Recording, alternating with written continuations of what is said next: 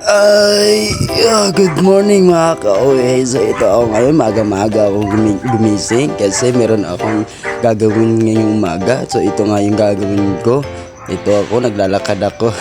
Ano pa ba? Alangan naman akong gagapang ako. Charot!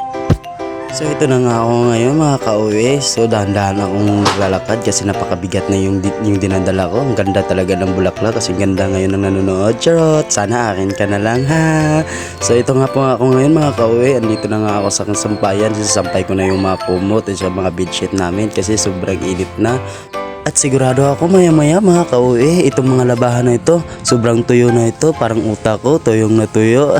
Charot! Kaya kayo mga ka-uwi, kung meron yung labahan dyan, isampay nyo yan pagtapos na kayo. Kasi sayang yung araw, tirik na tirik. Kaya wag mong sayangin yung araw. Katulad ng ginawa mo sa kanya, sinayang mo siya. Charot! So ayun lang mga ka-uwi, sayang-saya ko po ngayong umaga kasi natapos ko na yung mga gagawin ko ha. So ayun, magre-relax na ako. So eto mga ka-uwi, patapos na rin ako. So good luck sa inyo, huwag kayong magpainit, laging magbaon ng tubig. I love you.